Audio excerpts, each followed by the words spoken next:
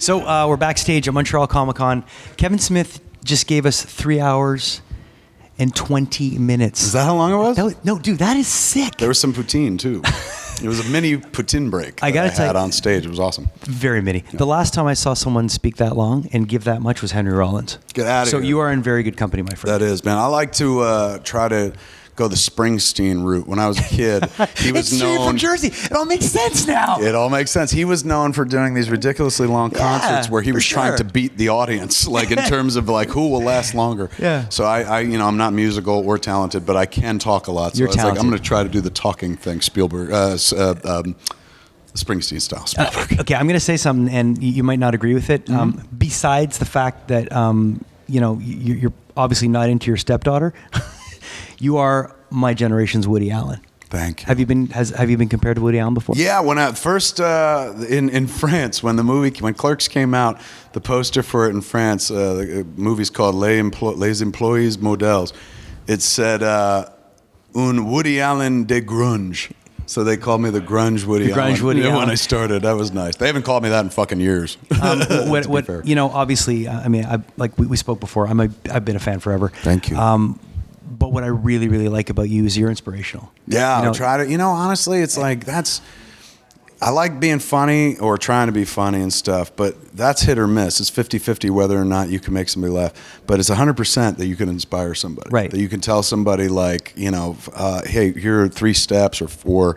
These are 5 things you do, or this is one thing you can think of, and watch like the gears turn. Because it happens for me. It happens for me on a regular basis.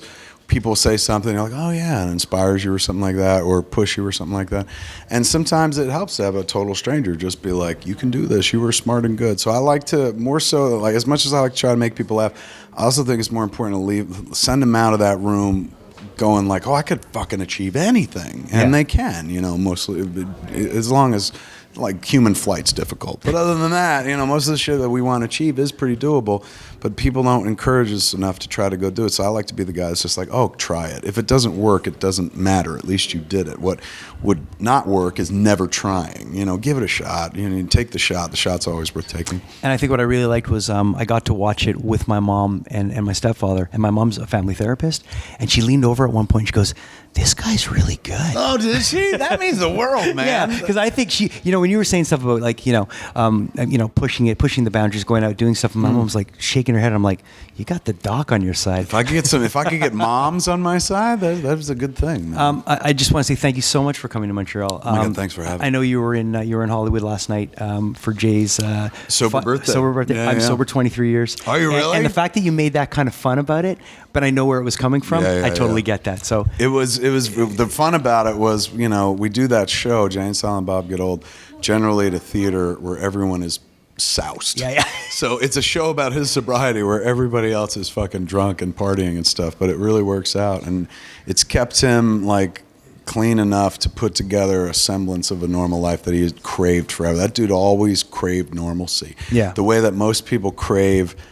abnormal or special or different, that dude wanted the shit that most of us take for granted. Family, parents, wife, children, whatever, or dating. Things that people can put together relatively easy were outside of his ability. Yeah. And so it's only in the sobriety in the last 5 years that he's been able to like snap it all into crisp focus. And it sounds weird to say, but he's turned into an adult. He's still fun-loving and funny, but he can now be that as a character as opposed to being that in real life. Like, it's one thing, to be the Jay character in movies. Is another thing if you were that person in real life. And I talked to him in Ottawa at the Ottawa Comic-Con a few weeks back, and he had just had Logan, and he seemed to be beaming. So it's crazy. That dude was born to be a father. Which is crazy, but it's true. But you could tell he's going to be a good one. He's insanely good. He's far better father than I was when Harley was first born. He's absolutely fearless with the kid. I was always terrified. Like, I'm going to drop the kid.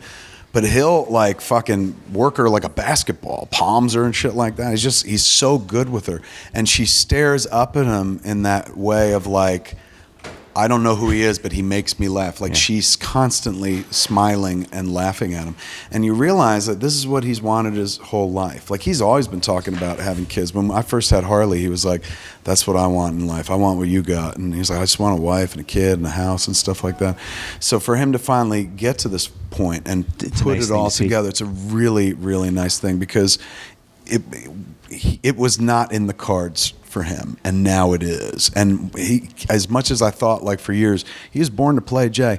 He was born to be a dad. Like he's like most kids in high school are like trying to like bag it up and not knock anybody up. Yeah, he would he be was- the dude that was just like bareback and try to make family everywhere and shit like that. So now he's finally got one of his own. It's nice. All right, last thing I'm going to say to you, I'm going to ask you, and you got to raise your hand. I solemnly swear I solemnly swear that I will use that I will use Saint Clet Saint Clet. in one of my movies. I have to, right? Saint got- Clet. Got So it? awesome. Yeah, done and done. You got it Saint on Clet, camera. one of them- yeah, everyone's going to see that. Kevin That'll Smith. definitely be in Moose Jaws. Look for the St. Clet joke. Backstage at Montreal Comic Con.